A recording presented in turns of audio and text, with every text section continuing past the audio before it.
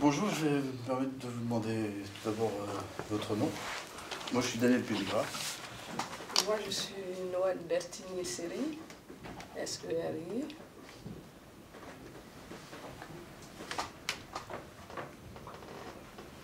Alors, on rentre tout de suite dans le sujet. Vous êtes né où? Je suis née à Seria d'Aloa, c'est en Côte d'Ivoire. C'est un petit village de Côte d'Ivoire à l'ouest de l'Afrique. Donc, ça s'écrit comment, le nom du village? Seria, S-E-R-I-A. Donc, Daloa, c'est la petite commune. Oui. Et Seria, c'est le petit village qui est pas loin de la commune. D'accord. Est-ce que vous pouvez nous dire plus exactement où est la Côte d'Ivoire? La Côte d'Ivoire, c'est en Afrique de l'Ouest, donc c'est en Afrique francophone. Et donc nous sommes situés, nous avons des pays limitrophes comme le Burkina Faso au nord, la Guinée, le Sénégal au sud. Et donc c'est en Afrique de l'Ouest. C'est-à-dire que vous avez tout près de vous l'océan Atlantique. Oui, on a une ouverture. Oui.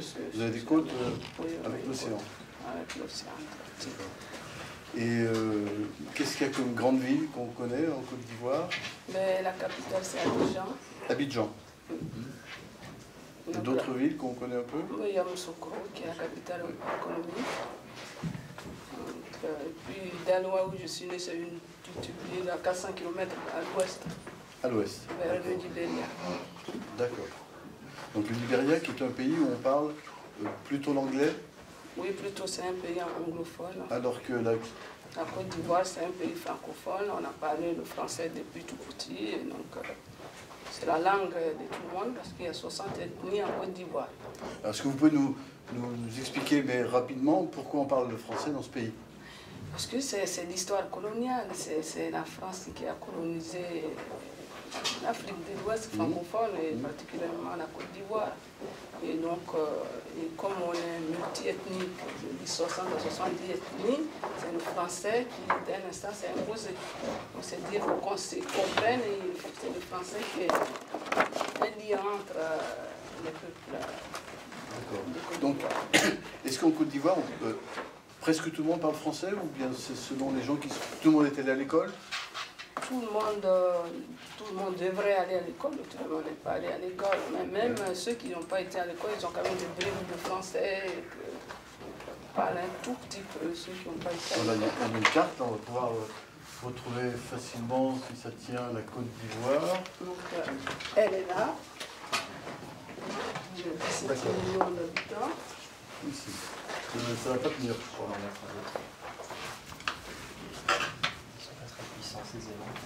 Ouais, peut-être le mettre au milieu, franchement, là, comme ça. Ouais. Ce sera moins... Ça va tenir le temps de notre conversation, je pense, peut-être encore au deuxièmement.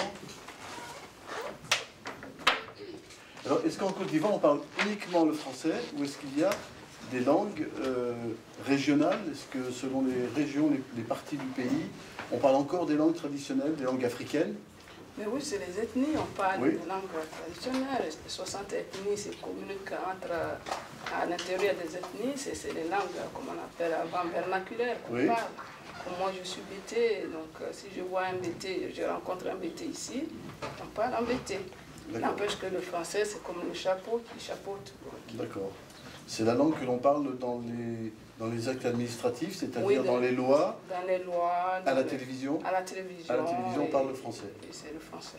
Est-ce qu'il y a des émissions à la télévision où on parle les langues régionales, je dis ou ethniques ou régionales? Non, pas vraiment, parce que les gens ne se retrouveraient pas. Oui, ça ferait trop de langues. Oui, il n'y a que le français qui, ma foi, tout est en français, la Constitution, tout est copié comme sur le pays colonisateur. Hein. Oui, oui. Donc, je veux demander quand vous êtes né? Moi, je suis né en 1961. Oui. Donc, à Seria, là, Daloa. D'accord. Ensuite, vous êtes resté dans votre village avant de venir en France, vous êtes allé à Abidjan, vous avez circulé dans votre pays? Je suis resté d'abord essentiellement, je suis resté jusqu'à en 6e dans mon petit village. Oui. Je n'ai pas vu de ville, même Daloa qui est à 17 km de mon village. Je n'ai pas visité Daloa avant mon entrée en 6e. Et donc, après Daloa, qui est une étape pour aller en 6e, et après, j'ai connu Abidjan. Et la première fois que je voyais une ville, c'était pour passer mon entrée en 6e. Je suis resté à Daloa jusqu'à 11-12 ans, Serie A jusqu'à 11-12 ans.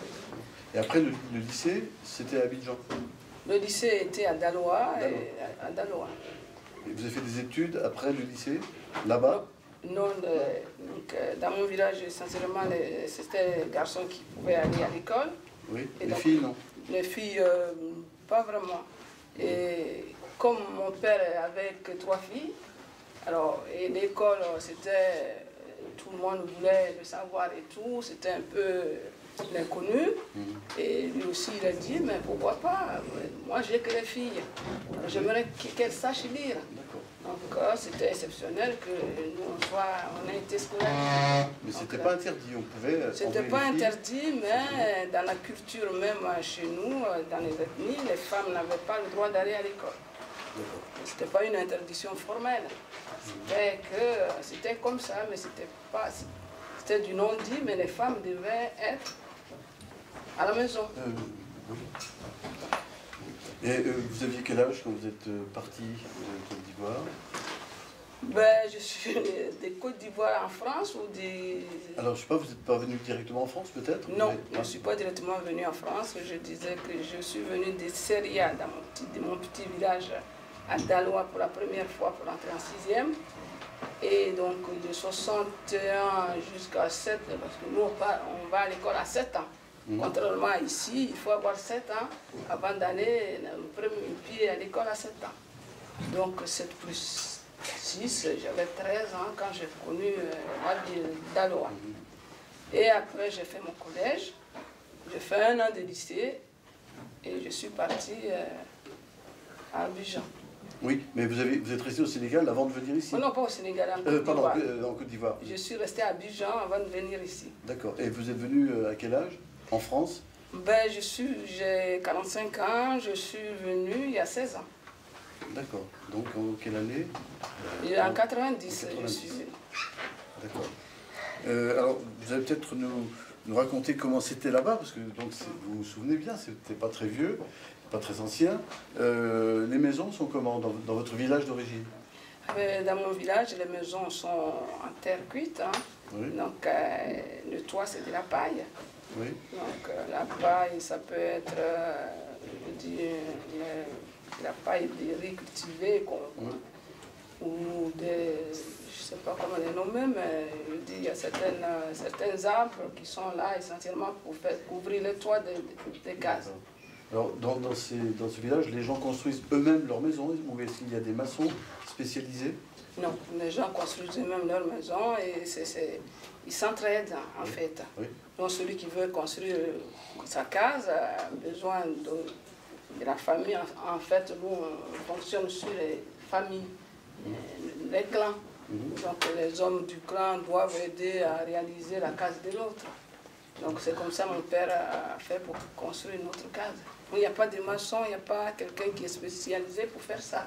Et une maison qui est construite en terre cuite dure combien de temps?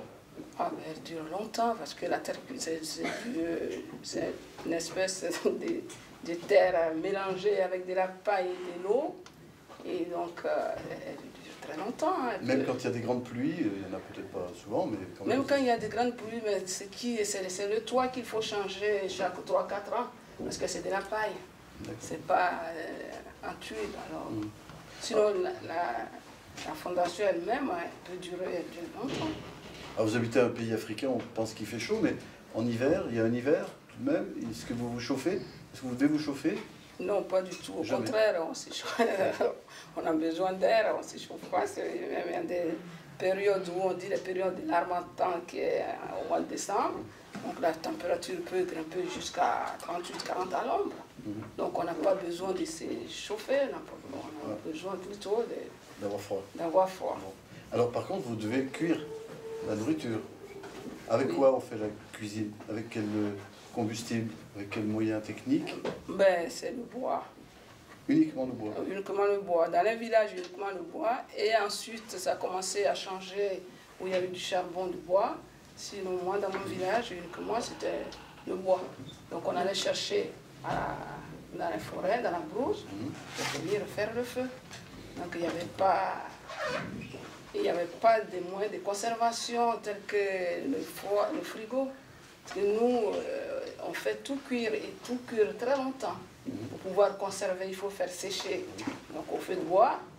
Donc pour pouvoir manger, il faut faire cuire beaucoup. Et le lendemain, comme c'est des grosses familles et que en somme rien ne reste pour le lendemain, donc sinon tout doit être fini. Le lendemain, on fait recuire. On n'a pas ce moyen de conservation qu'est le froid, le réfrigérateur ici. Alors, si vous avez du bois facile, puisque la forêt n'est pas très loin, vous n'avez jamais eu de gaz? Vous n'avez jamais fait la cuisine au gaz? Non, non, pas du tout. L'électricité, moi je l'ai connue quand je suis venue à la petite ville. Et nous, c'est les lampes, comme on appelle les lampes tempêtes. C'est-à-dire? C'est des petites lampes, je ne sais pas, j'en ai vu ici, mais les lampes à pétrole. Donc on met du pétrole avec une mèche? Oui. On allume la mèche? Oui, on allume la mèche et un petit couvercle qui cache, qui protège de la flamme. Et nous, on étudiait, moi j'étais à l'école du village, et avec cette petite lampe-là pour toute la famille. Et quand on dit une famille, nous, c'est une quarantaine de personnes. Et chaque fois, ça devait faire le tour. Parce que tant que ma mère en avait besoin, je ne pouvais pas regarder, étudier, parce qu'il fallait l'attendre. Et donc, pas d'électricité, Donc pas d'électricité, pas de télévision? Pas de télévision du tout, du tout. Et la radio quand même? La radio pour ceux du privilégié, mais moi quand j'y étais, je n'ai pas vraiment écouté la radio. Même avec des piles, pour ceux qui avaient des... Avec l'institut du village, parce que ces gens-là, ils avaient quand même un rapport avec, en dehors du village, c'est eux.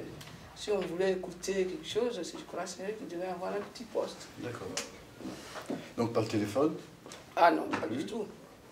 Pas de téléphone. Et, les jeux, on attendait le clair de lune, parce qu'au clair de lune, mais c'est comme s'il y avait de l'électricité. Donc il y avait des périodes où on pouvait jouer jusqu'à tard, en étant enfant. Il y a des périodes où on faisait tout de suite une nuit, il fallait entrer se coucher, quoi.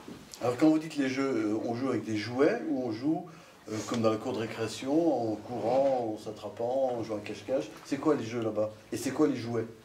Ben, les jouets, il y a des gens, des enfants qui sont un peu manuels, qui fabriquaient comme imitant l'auto ou imitant, même pour une poupée, on prenait une banane, c'est-à-dire une banane, et on prenait 2 brindilles comme les bras, et 2 autres brindilles comme les jambes, là c'était une poupée. Donc les jeux, il n'y avait pas de jouets, c'est comme on se fabriquait, quoi. Et si vous aviez un parent qui allait à la ville, à la capitale, est-ce qu'il vous ramenait des jouets ou est-ce que vous aviez pas, on vous amenait pas des jouets de l'extérieur? Non, pas de nous. Ce qui nous ramenait, nos parents, ils étaient fiers, c'était le pain. Oui. Et ça, c'est un truc qui était vraiment... C'était la fête quand on voyait le pain. Alors, est-ce que vous aviez quelque chose qui ressemblait à du pain? Est-ce que vous cuisiniez une galette ou quelque chose qui servait de pain, qui s'appelait pas le pain, mais autrement dit, qu'est-ce que vous mangiez la plupart du temps?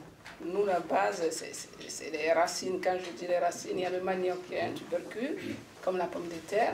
Il y a le manioc aussi qui est comme un tubercule. Et puis, essentiellement, le riz et la banane. Donc, on fait cuire aussi? On fait cuire. Donc, le pain, moi, je l'ai découvert un peu plus tôt. Quand on était au village, on voulait voir ce que c'était le pain.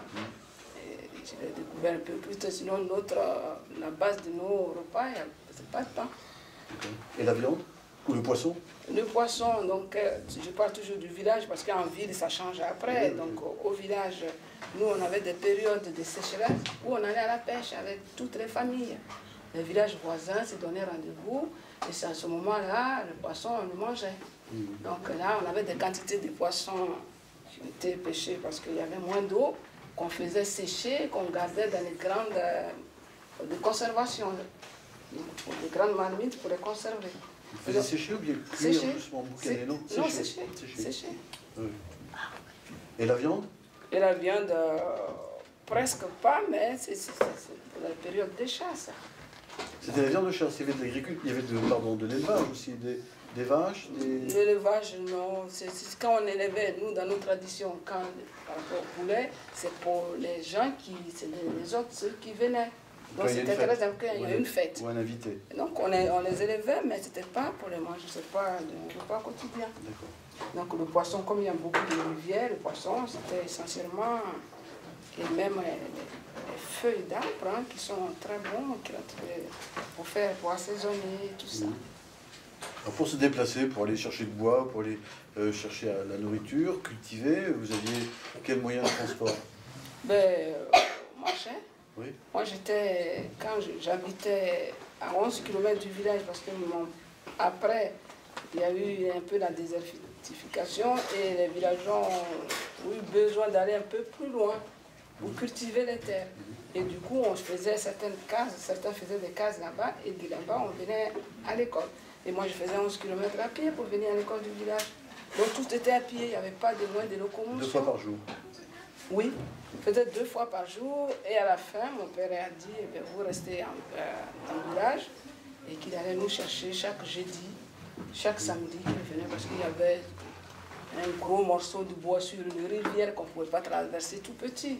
Donc on restait de l'autre côté, mon père traversait ma soeur et après passait le traverser.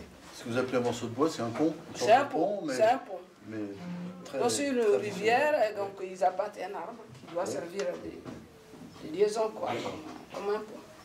Alors donc il fait chaud, vous êtes habillé avec des vêtements donc on n'a très presque légers, pas de vêtements. Oui, on a des shorts, mais des vêtements très très légers. Et même les chaussures, on n'en avait pas. Quand j'ai mis la chaussure, je ne sais pas, mais avant d'aller en ville, passer mon entrée en 6e, au village, nous, on marchait, on avait besoin de... Même pour faire les 11 km Non, pas de chaussures. À pied. À pied nus, pardon. À pied nus. Oui. Et ces vêtements, ils étaient fabriqués au village ou bien c'était des vêtements qu'on pouvait acheter chez un commerçant, chez un revendeur? Il y avait des gens qui cousaient, qu'on appelait avant des tailleurs. Donc on allait chercher des morceaux de toile en ville, on faisait coudre.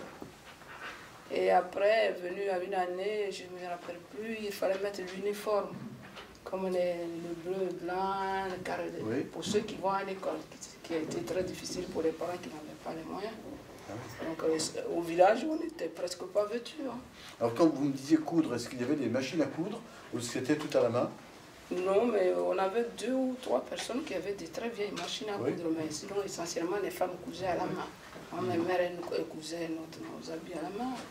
Et ceux qui allaient faire coudre, il fallait encore plus de moyens. Eh oui. Donc c'était... Alors on parlait tout à l'heure des jouets fabriqués, mais sinon les jeux sans jouets, les jeux en groupe, c'était quoi? C'était les jeux de cache-cache, comme au Clair de Lune. Et puis on avait certaines femmes au village qui aimaient conter des histoires. Je me rappelle, on avait une femme pas tellement âgée, qui était très jeune, mais qui aimait raconter des histoires aux enfants. Et donc on se mettait tout autour d'elle chaque soir, au Clair de Lune, et elle racontait des histoires. Mais c'était essentiellement ça. Sinon, jouer au foot, ils fabriquaient des trucs comme le ballon pour jouer, les garçons. Nous, les filles, nos jeux, comme j'ai dit, les poupées qu'on essayait de fabriquer nous-mêmes. Et à part ça, c'était des jeux collectifs, comme on appelle les marelles à la marelle, ou bien des sautes moutons, je ne sais pas quoi. Comment vous dites à la marelle en BT? À la marelle, parce que... Vous disiez en français? Oui. Parce qu'entre vous, vous parliez, entre copains de la classe, vous parliez en français ou dans votre langue? Ou vous mélangiez? Comment ça se passait? On parlait en français, on était censé parler en français. C'était interdit? Pardon. Interdit de parler le BT. À l'école? À l'école. Et comme les instituteurs, comme je vous ai dit, il y a 60 ou 70 ethnies, donc les instituteurs, ils ne sont pas censés être des BT, des Baoulés ou qui sont affectés dans un petit village. Donc avec eux, on communique en français. Mais en classe, c'était un problème parce que des fois, on parlait de l'instituteur en BT, ils ne comprenaient pas, donc c'était interdit de parler le BT. L'instituteur faisait en sorte qu'on en parle, mais on parlait. Parce que l'instituteur, il ne venait pas de votre groupe ethnique? Non. Il venait de la ville? Il venait de la ville et il a été affecté comme ici. Oui. Et puis il venait si on avait de la chance, ils comprenaient notre ethnie. Sinon, rien. Comment vous écrivez le BT? C'est B-E-T-E. B-E-T-E. Accent. D'accord. Bon, c'était un problème pour les instituteurs parce que des fois on se disait, on parlait d'eux entre nous. Et des fois on devait porter un truc, je ne sais pas comment on appelle ici, les symboles, ou dès que tu parlais BT, ils te mettaient au cou parce que tu devrais. Il fallait qu'on parle le français. Qu'est-ce que vous mettez au cou? Mais il y avait une punition, qui est lourde, une planche qu'on te mettait au cou d'un instant, parce qu'il y en a qui ne parlaient jamais le français. C'est pour ça que vous parlez très bien le français maintenant? Ben oui, peut-être. Alors peut-être, donc vous n'avez pas exercé de métier. Si, vous aviez un métier avant de venir en France? Ben, comme ma scolarité a été entrecoupée de naissance et mon père était cultivateur au village, je suis allée en ville pour aller à l'école. Et j'étais même la seule fille du village à avoir accédé. Chez nous, on passe l'entrée en 6e. Donc on ne va pas automatiquement en 6e, mais on passe. C'est un test. Hein. Oui. Et quand je l'ai eu, je suis allée en ville. Et en ville, je n'avais plus le clan protecteur que j'avais au village. Au village, je ne risquais pas d'être abordé par en ville. Donc en ville, j'étais exposée. Du quartier où je devais aller pour aller à l'école en 6e, eh ben, donc, ça a été entrecoupé de naissance, de grossesse. À la fin, j'étais en seconde, j'ai fait un BEP sténodactylo et je me suis arrêtée avant de venir ici. D'accord. Et vous n'avez pas travaillé là-bas avec votre BEP? Non, je n'ai pas travaillé. Aussi, les conditions de la femme, parce que les hommes, ils n'aiment pas avouer à certains niveaux. Plus la femme est instruite, plus elle est ouverte à la société, plus elle comprend qu'elle doit se défendre. Sinon, les femmes essentiellement là-bas ne travaillent pas, quel que soit le niveau scolaire. Et moi, je ne pouvais pas travailler. D'accord. Et vous êtes parti seul pour venir en France? Vous étiez déjà marié? Vous étiez avec quelqu'un de la famille? Moi, j'étais déjà mariée là-bas, et donc je parlais de la condition de la femme, et j'avais quand même un petit... J'avais quand même été jusqu'au lycée, et comme je n'avais pas le droit de travailler, que je suis de nature très indépendante, donc j'ai voulu partir. J'avais déjà 11 ans de mariage, plus 3 enfants. Et moi, je suis partie parce qu'il y avait un peu de famille ici, et je suis partie, j'ai laissé mes enfants, je suis partie. D'accord. Donc pour vous, c'était important de partir? Ah, moi, c'était important de partir dès l'instant où mon père, qui ne savait ni lire ni écrire, croyait à l'avenir, était fier qu'on lise ses courriers. Et après, je suis quelque chose à l'école, mais je ne voulais pas rester au village ou en ville, être la femme d'un polygame. Là-bas, il y a plusieurs femmes par homme. Et ça, dès l'instant où j'étais à l'école, je n'acceptais plus. Je suis partie même essentiellement pour ça. Vous avez laissé vos enfants, votre mari, et vous êtes parti. Oui. Alors ça s'est passé comment, votre départ, votre voyage, votre arrivée? Ben, ça s'est passé, j'ai une nièce qui est venue étudier ici, et je lui ai dit la condition que j'ai, je veux partir. Et donc c'est elle qui m'a envoyé un certificat d'hébergement. Et je dis à ma famille, à ma mère, je lui ai expliqué parce que ma mère ne comprenait pas qu'on pouvait partir parce que j'avais envie de travailler, qu'on pouvait partir de chez son mari parce qu'il y avait plusieurs femmes. Et je lui ai expliqué à la famille, j'ai laissé les enfants, moi je pris ici. D'accord. Et vous êtes arrivé, vous avez pris l'avion? Oui. Et vous êtes arrivé directement à Lyon? Je suis arrivé directement à Lyon, à Villeurbanne. À Villeurbanne, j'ai repris mes études. Oui. Mes études pour passer mon bac à Lyon 2. D'accord. Donc vous aviez quel âge quand vous avez repris vos études? Ben, j'ai eu ce bac-là en 2000.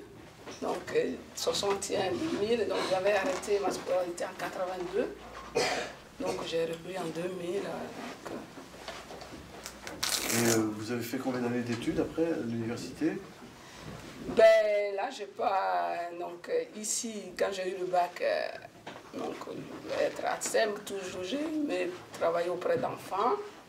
Et là, je fais une capacité en droit cette année, après le bac. Et donc, Villeurbanne, vous saviez où vous alliez arriver, vous aviez déjà une adresse? Oui, j'avais une adresse, oui, que je devais arriver dans une ville qui s'appelait Villeurbanne. Et donc, mais vous aviez vu sur la carte, vous connaissez la carte? J'avais vu sur la carte, comme je suis curieux, j'ai pu chercher comment c'était, comment les gens J'ai eu beaucoup de surprises. Alors, qu'est-ce qui vous a étonné le plus en arrivant? Mais en arrivant, c'est même, je dis, la propreté des rues. Quand je suis arrivée de l'aéroport à Villeurbanne, j'ai vu, parce que là-bas, c'est vrai, les gens n'ont pas les moyens, mais c'est des poubelles à ciel ouvert dans les grandes villes. Et je vois, mais c'est très propre. Je dis, mais comment ils font pour entretenir comme ça? Ça m'a déjà, sur la route de l'aéroport pour arriver chez ma nièce, ce qui m'a sidéré, c'est ça. Je dis, mais où sont les ordures, où sont les poubelles, où sont... Donc je me posais la question. Et à l'aéroport, ça s'est bien passé? Vous avez eu l'impression d'être bien accueilli par les douaniers, par la police? Ça s'est passé comment? Moi, à l'aéroport, j'ai eu peut-être un petit pincement au cœur parce qu'on devait prendre ceux qui avaient des passeports qui n'étaient pas français ou européens, je ne sais pas, on nous a mis dans un car. Et le car, on devait passer à un guichet pour étrangers. Et ça quand j'étais dans le car, ça m'a fait un pincement au cœur. C'est comme si j'allais dans une destination. C'était déjà la séparation. Donc, et vous aviez déjà vu une grande ville, Abidjan, et des grands immeubles. Quand vous êtes arrivé ici, ça ne vous a pas trop surpris? Vous connaissiez? Non, ça ne m'a pas surpris. Ce qui m'a surpris au départ, visuellement, physiquement, c'est cette propreté. Et après, en profondeur... Vous arrivez à quelle période de l'année? Je suis arrivée en août. En août déjà, il faisait froid pour moi. Il faisait froid au mois d'août, parce que vous veniez de Côte d'Ivoire. Où il fait très chaud. Il fait très chaud, j'arrive, j'étais habillée comme là-bas, et je vis que j'avais froid. Qu'est-ce qu'il y avait dans votre valise? C'est pas bien de demander ce qu'il y a dans le sac à main des dames, mais vous aviez quoi dans votre valise? Du pays, pour vous rappeler votre pays. Est-ce que vous avez emmené des choses en disant peut-être que ça m'aidera à me rappeler de mon pays? J'avais des costumes, des habits traditionnels. Essentiellement, j'avais, parce que les gens, ceux qui sont ici, ont dit qu'on ne pouvait pas les avoir comme là-bas, à ce prix, donc c'est mieux. Parce que par rapport à nos fêtes, il faut avoir, j'avais essentiellement ça. Pas d'objet, souvenirs? Non, pas d'objet. Puis il fallait que j'aie 20 kilos, donc il ne fallait pas non plus... Et ces habits, vous les portez chez vous? Et dans les fêtes, vous les portez chez vous? Oui, je les porte soit à la maison, soit surtout dans les fêtes.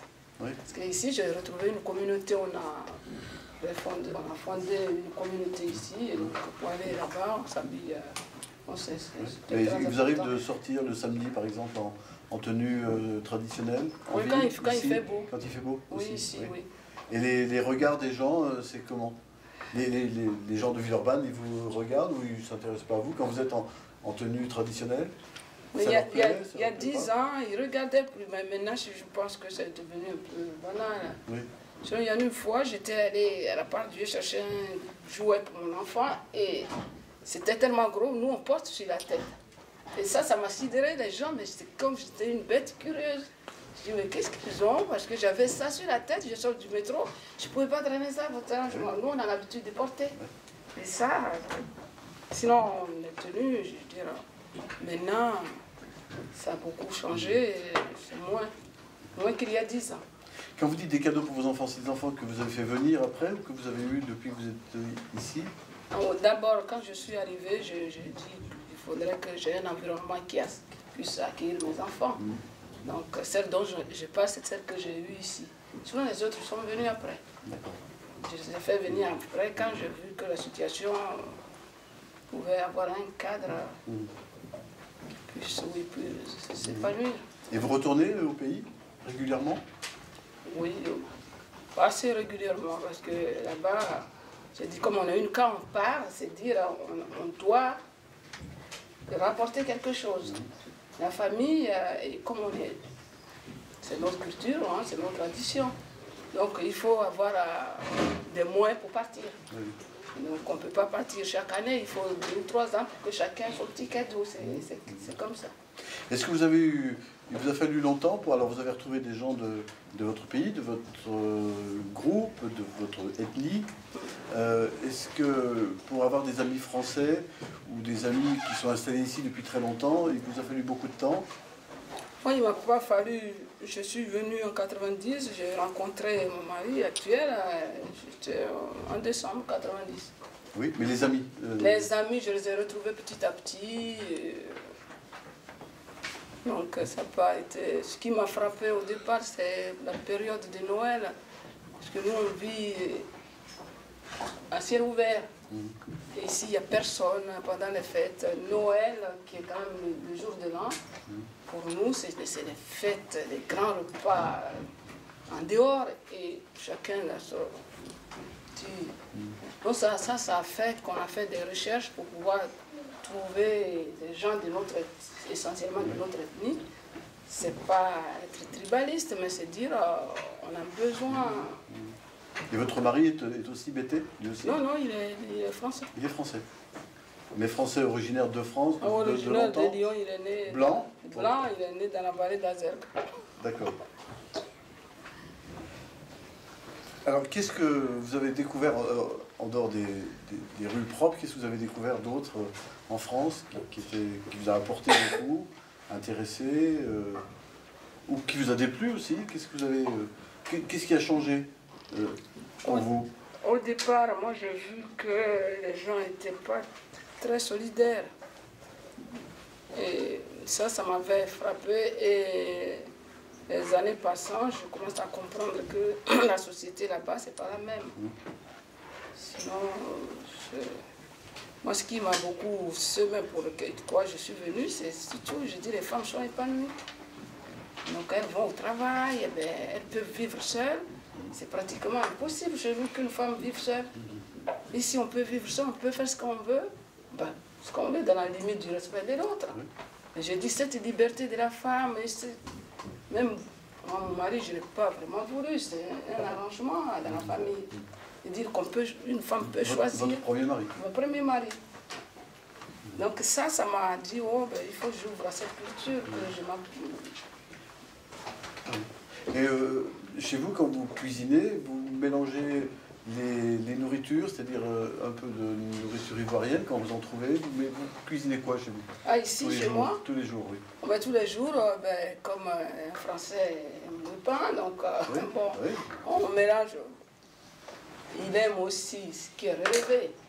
Donc, moi, je fais des bons mélanges. Soit aujourd'hui, il fait aujourd'hui français, demain, moi, je ferai ivoirien. Et vous trouvez des produits ivoiriens? Ah oui, oui. Vous trouvez les Il y a 10 ans, c'était moi, mais maintenant, on les trouve essentiellement chez les Vietnamiens, oui. chez les gens Oui, il y a des épiceries africaines. des épiceries africaines.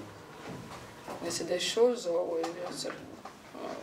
Vous ne les faites pas que les jours de fête, ces nourritures-là? Ah non, moi je peux, comme mes enfants aussi, ils se sont occidentalisés, ils n'aiment plus manger ce qu'on mangeait là-bas.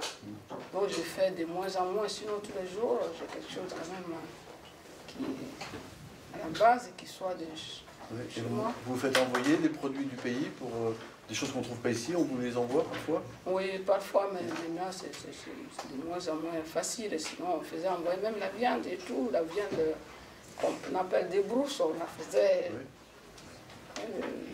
Ça peut voyager. Ça pouvait beaucoup voyager, mais ça voyage presque plus. Et qu'est-ce que vous appelez la viande de brousse? Mais c'est quand on va à la chasse qu'on a le gibier. Mais quoi par exemple?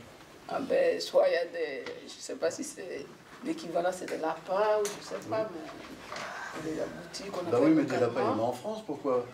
Non, mais je dis l'équivalent, comme je ne sais pas le nom vraiment de l'animal. Et ça, on en donne beaucoup, par tous les moyens on fait pour en avoir. Et vos projets, c'est de rester dans la région, de voyager encore plus loin, de retourner quand les années auront passé dans votre pays? Est-ce que vous êtes définitivement à Villeurbanne? Est-ce que vous savez déjà, vous avez des projets pour plus tard? Moi, mon projet est de rentrer oui. plus tard en Côte d'Ivoire, chez moi. À la retraite? À la retraite. Même avant la retraite, si j'avais les moyens de rentrer, je rentrerais. Donc ça, oui. Parce que j'ai un peu fait une formation, surtout en petite enfance, pour pouvoir aider les gens là-bas, qui pourraient être utiles. Et donc, si je pouvais... Oui, votre pays, c'est là-bas. Mon pays, c'est là-bas. Contrairement à mes enfants, Oui. qui pensent qu'ils ne peuvent pas repartir. Quand ils sont venus ici à 13 ans. Donc si vous, oui, pardon. Mais moi, c'est... Si vous repartez, ce sera quand ils seront grands et qu'ils pourront se débrouiller sans vous. Là, ils peuvent Ça, se débrouiller. Il y en a une déjà. qui reste, il y en a Ah une oui. qui a 10 ans. Oui. Moi, mon projet, c'est repartir et travailler dans une petite structure comme la petite enfance. Mon savoir-faire, ou ce que j'ai appris aux enfants de là-bas. D'accord. Et vous avez gardé la nationalité de votre pays d'origine? Oui, j'ai la double nationalité. Double nationalité, Oui. vous êtes aussi française. Oui.